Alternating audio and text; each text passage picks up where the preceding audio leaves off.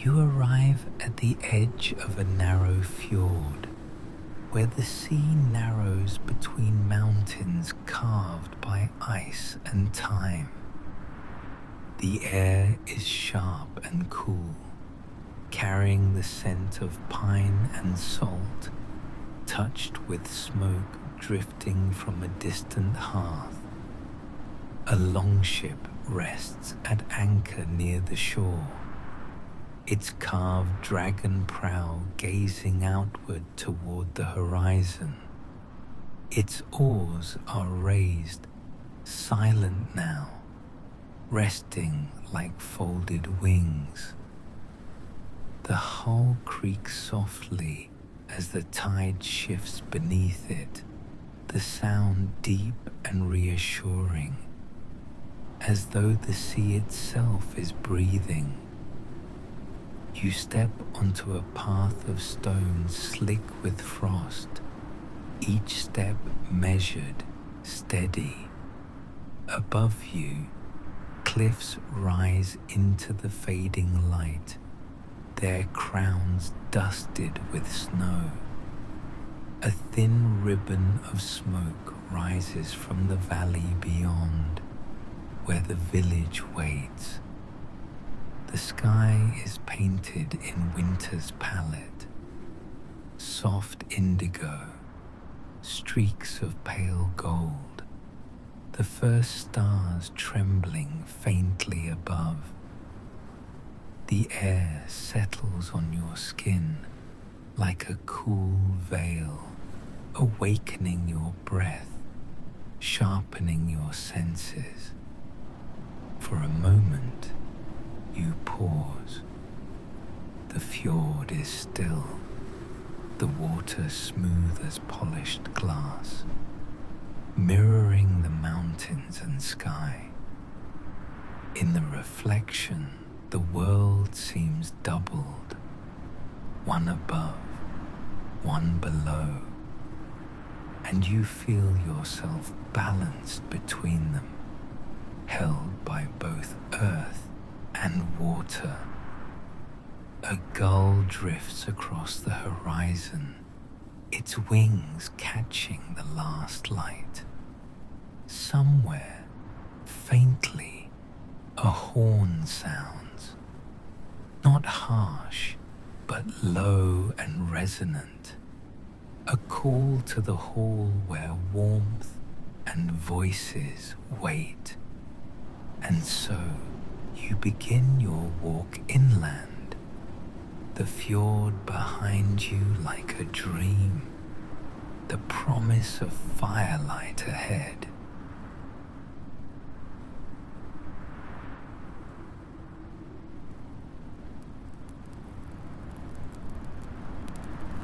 You follow a narrow path that winds along the fjord's edge before turning toward the village. The ground beneath your feet is firm and frosted, each step giving a soft crunch, a steady rhythm in the evening quiet.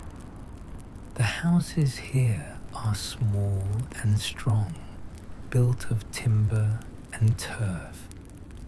Their roofs slope low, thick with sod and straw, so that snow may rest upon them without harm.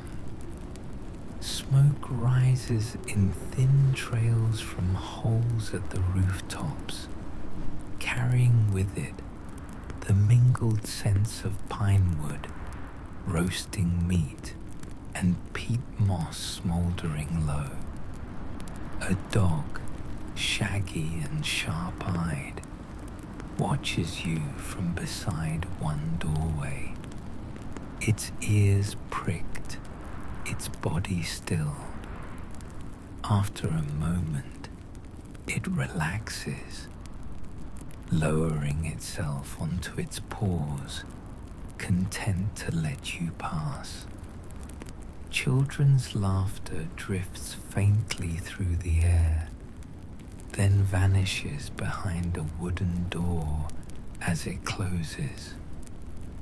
The village is not bustling tonight. It is quiet, reflective, each home a small island of light and warmth set against the deepening winter dusk. Lanterns hang from poles at the crossroads, their flames trembling softly in the breeze. They cast circles of amber light onto the snow-dusted earth, guiding your steps deeper into the heart of the settlement. At the far end, rising taller than the others, you see it, the Longhouse. Its roof beams arch high, like the ribs of a ship turned upside down. Carved dragon heads stand at the gables, their wooden eyes glinting faintly in the firelight. Smoke rolls steadily from its central vent, and through the heavy doorway, you glimpse the glow of flames within. The sound reaches you now, muffled laughter, the ring of a drinking horn set onto a wooden table, the low hum of voices woven together. The path narrows, the air grows warmer, and you know you are nearly there.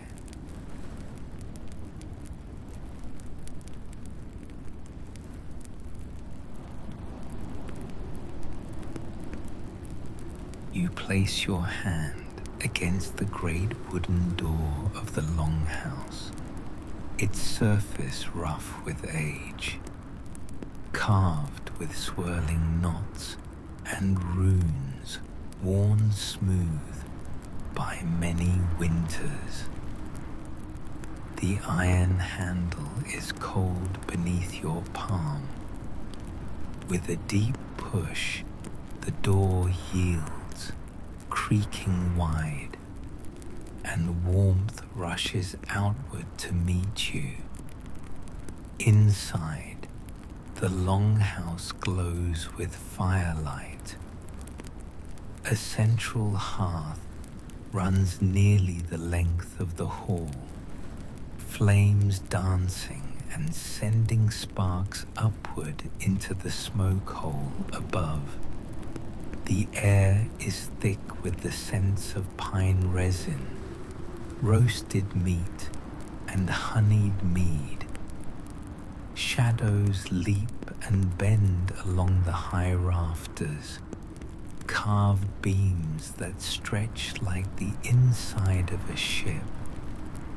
Benches line both sides of the hearth, crowded with villagers wrapped in wool and furs. Some lean close in quiet conversation, others laugh in bursts that echo against the timber walls. Children huddle near their mothers, wide-eyed in the firelight, while older men raise horns of drink, their voices steady and low. A harp plucks softly at one end of the room, its notes threading through the crackle of the fire. The sound is simple, tender, a melody that feels older than memory itself. You walk slowly, your steps softened by the packed earth beneath your feet. Heads turn as you pass, but only briefly. Then they nod in welcome, their attention returning to food, drink, and story. Along the walls, shields hang in careful order, their painted faces glowing in the flicker of fire. Spears and axes rest nearby, silent tonight, their edges dulled by the warmth of the gathering. You find a place near the hearth and lower yourself onto a bench draped in sheepskin. The heat of the flames touches your face, and the hum of voices enfolds you like a cloak. The world beyond the Longhouse fades until only fire, wood, and breath remain.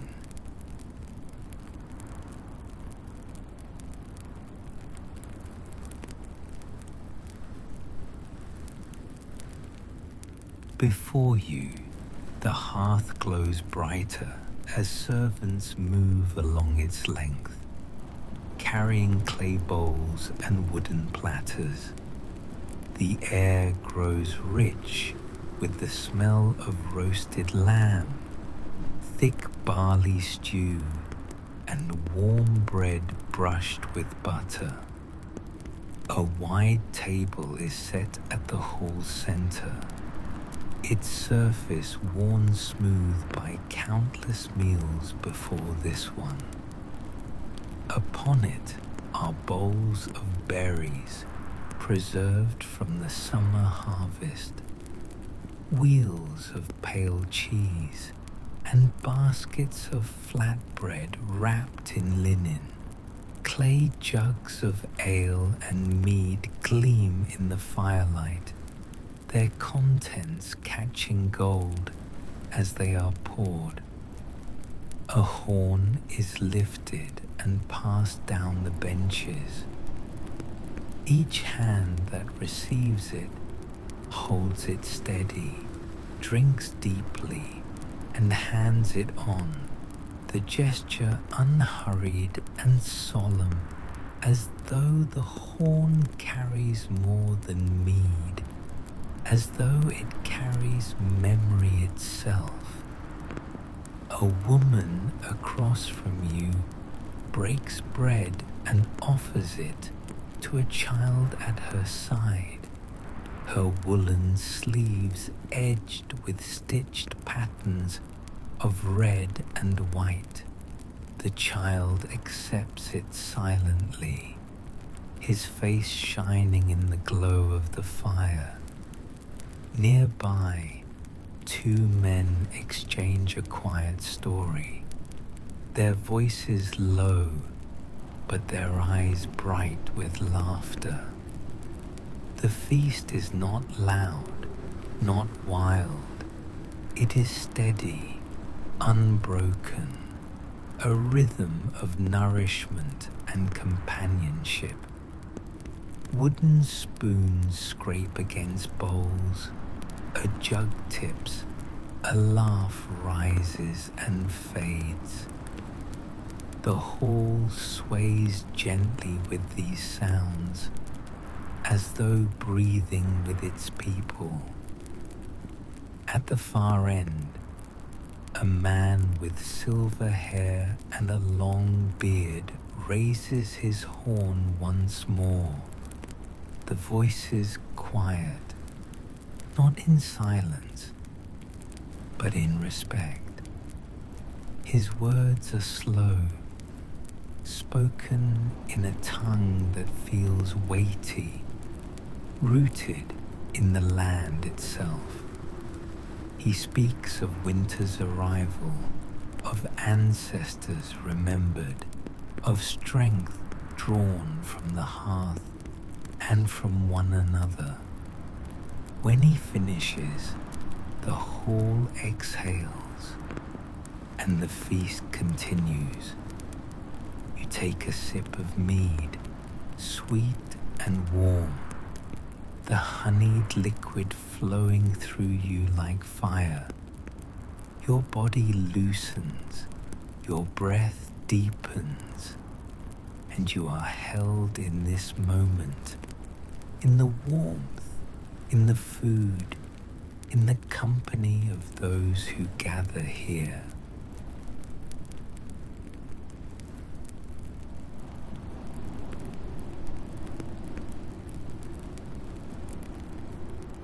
The laughter and the clatter of bowls slowly fade, like the tide pulling back from shore.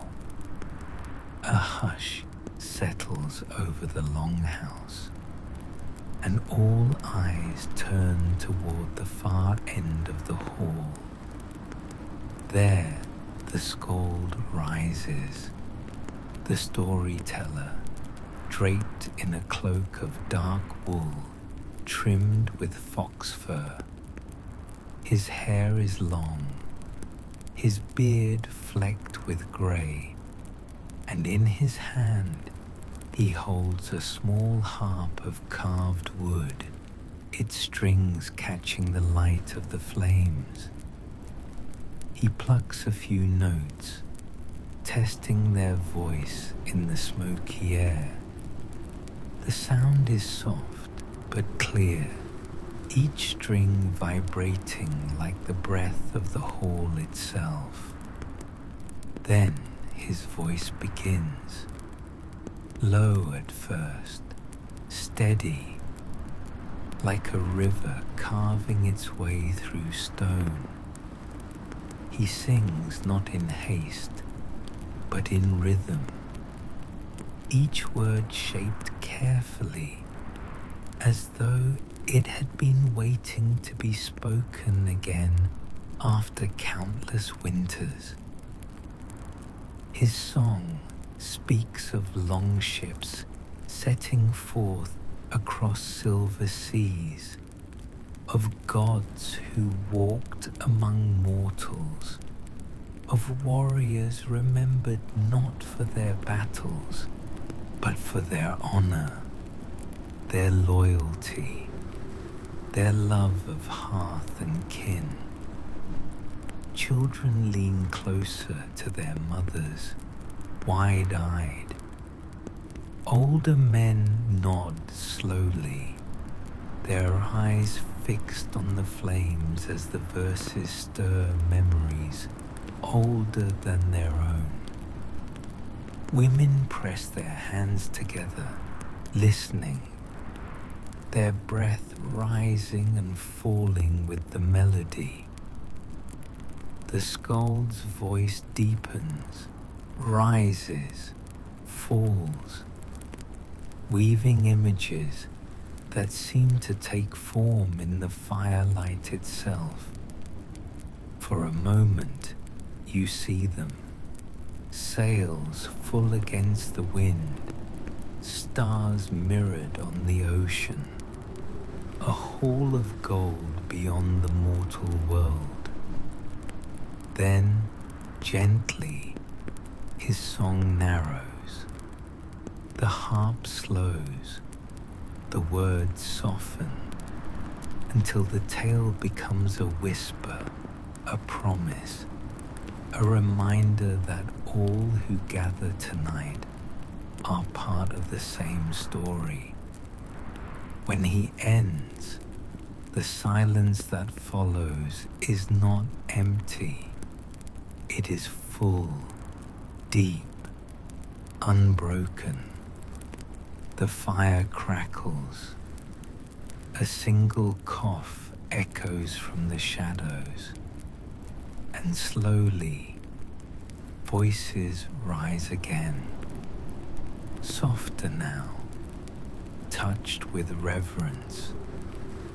You breathe deeply, the song still lingering in your chest, warm as the fire, vast as the night outside.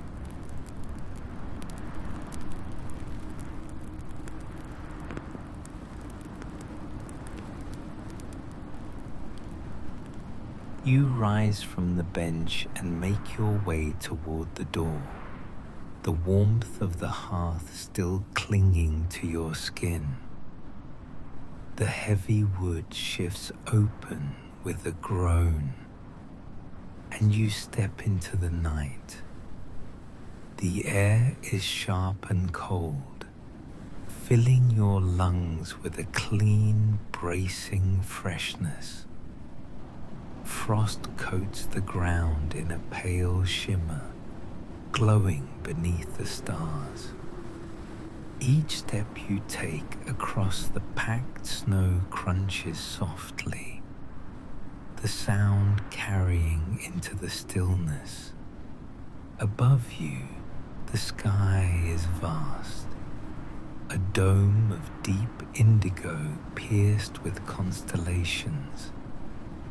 The stars are so clear they seem to hang just above the mountains, close enough to touch. The moon rests low, its silver light spilling across the fjord until the water gleams like polished steel.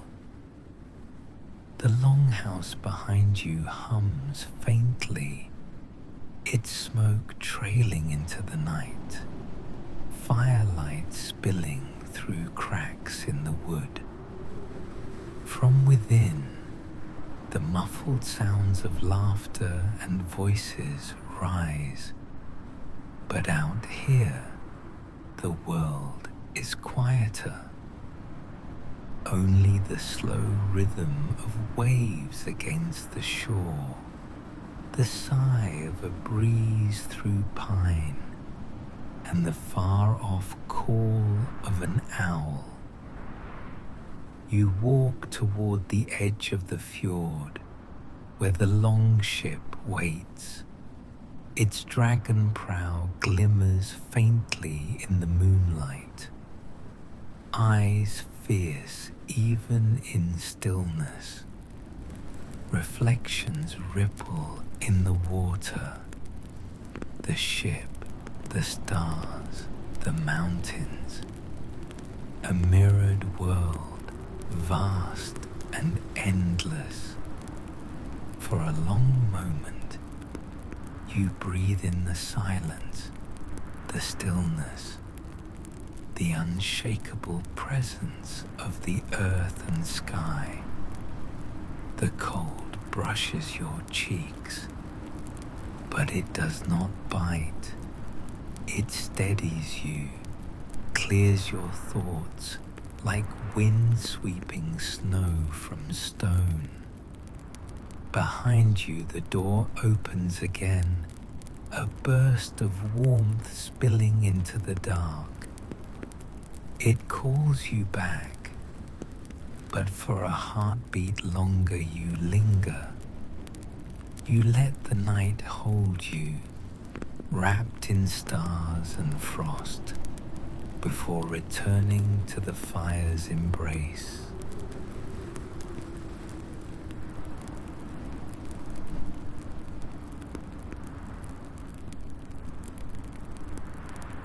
When you step back inside the longhouse, the air feels warmer than before, as though it has grown deeper, richer with the night. The voices are hushed now, not with silence, but with anticipation.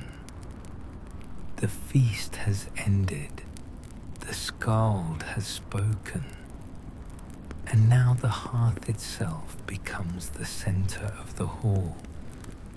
The flames leap higher as a bundle of pine and juniper is cast into the fire.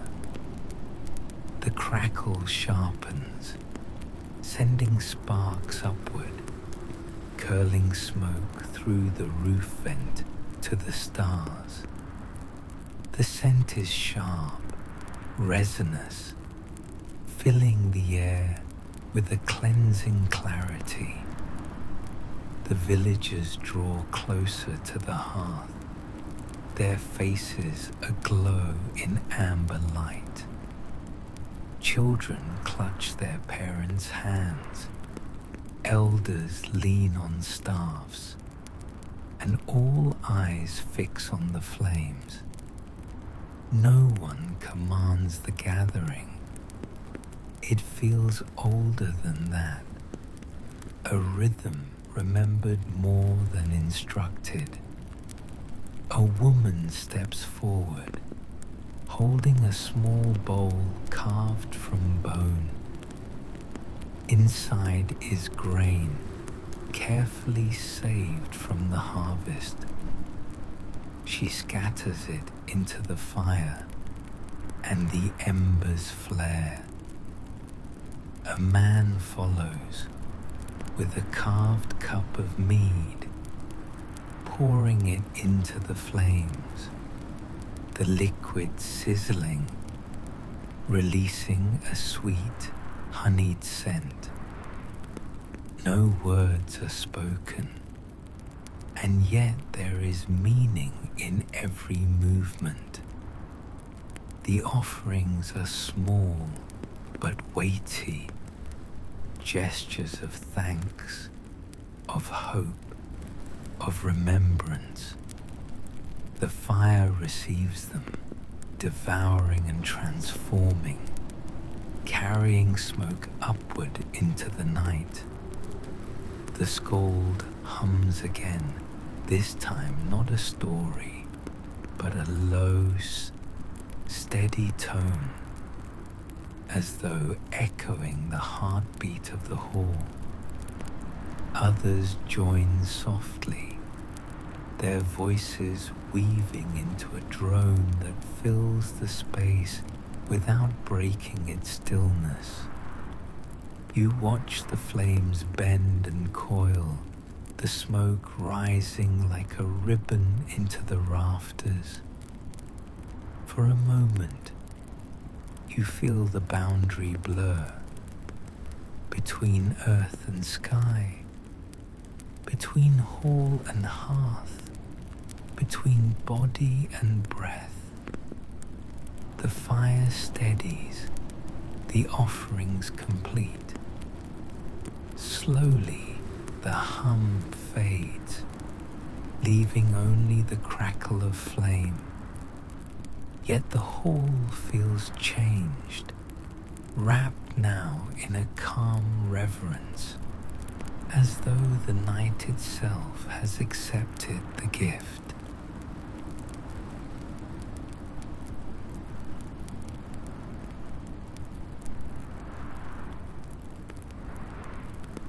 The ritual complete, the hall exhales, not with noise, but with ease. The voices return now, gentler than before, as though softened by the fire's blessing. The Longhouse no longer feels like a gathering of many, but like a single body, breathing in steady rhythm. People settle back onto the benches, drawing cloaks around their shoulders. Some lean close, speaking in whispers meant only for one another, their words half lost to the air. A woman speaks softly to her daughter, braiding her hair by the light of the flames. Two old friends lean together, their eyes shining, laughter slipping quietly between them like sparks from the hearth. You lift a clay cup, its surface warm in your hand. The mead within is sweet, golden, carrying the taste of summer flowers into the heart of winter. It lingers on your tongue, warming you from within. Along the walls, a young man repairs the binding of a shield, his hands steady even as his eyes wander to the fire. Across from him, an elder carves a small figure from wood, the shavings curling like pale ribbons onto the floor. Each motion is unhurried, each sound blending into the hum of the hall. Outside, the wind stirs faintly, brushing against the walls. But in here, the world is still.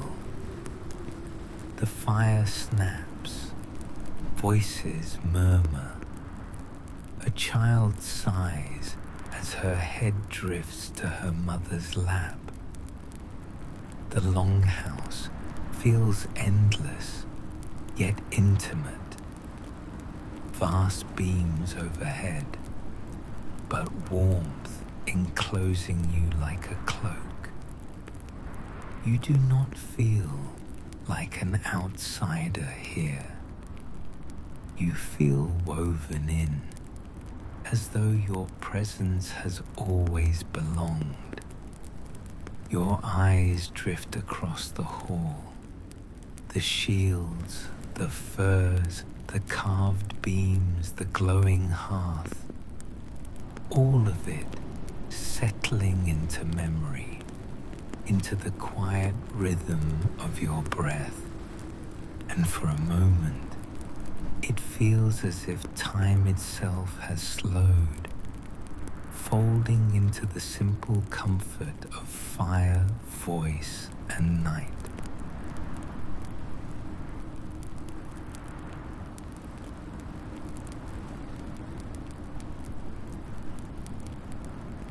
As the night deepens, the voices soften further, tapering off into long pauses, into silence. One by one, the conversations fade, leaving only the fire and the slow rhythm of breathing. The hearth still burns, but more gently now, flames lowering into coals that glow like rubies scattered across black stone. A thin ribbon of smoke curls upward through the vent in the roof, carrying with it the scents of pine and mead, grain and ash. Around the fire, villagers begin to settle for rest.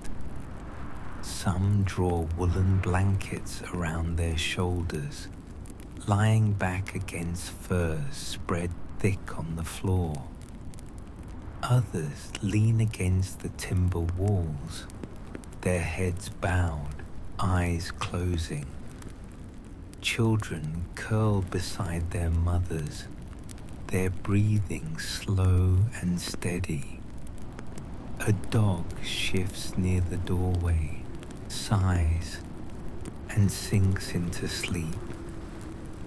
You remain close to the hearth, sitting on a bench wrapped in sheepskin. The warmth reaches your face, your hands, your chest, sinking into you like an embrace. Your body feels heavier now, though not with weariness, with ease, with stillness. The sounds around you are hushed and tender. A log shifts in the fire, sending sparks upward. Someone exhales deeply, their breath like a soft whisper. Beyond the walls, the wind brushes against the longhouse, a lullaby written in frost and night. Your eyes follow the embers, glowing and fading, like a heartbeat slowing with rest. The rafters above fade into shadow, the shields and carvings blurring at the edges of vision. You feel your body drifting, the boundary between waking and dreaming thinning like smoke in the air. And here, in this hall of warmth and wood, you let yourself surrender, resting as countless others have rested before, beneath the same stars, by the same fire.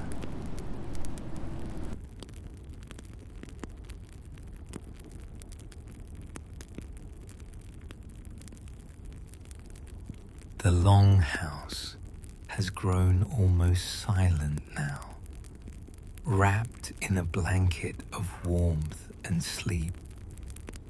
The hearth glows low, its embers shimmering like fallen stars, their light soft and steady, never fading completely. All around you, the hall breathes as one. Men, women, and children rest in clusters of furs, their bodies curled into comfort, their breaths deep and even. The dog near the door stirs, then grows still again, lost to dreams. The rafters above stretch into shadow, vast and steady, as if guarding the sleepers below. Beyond the walls, the night is vast, but it does not intrude. The wind hums gently against the wood, carrying the faint song of the fjord. The mountains stand sentinel, their peaks dusted in silver moonlight. Above them, the stars blaze, cold and eternal, a map written for dreamers. You feel your own breath slowing to match the rhythm of the hall. The weight of furs presses soft against you. The warmth of the hearth lingers on your skin. Your eyes grow heavy, and the world softens, shapes blurring like mist above water. In your mind, the fire becomes a star. The Longhouse becomes a ship, and you are carried, not across seas, but across the threshold into sleep. You drift beneath the northern sky, cradled by wood and flame, held safe within this hall of kin and memory. And here, in the stillness of winter's edge, you surrender fully to dream.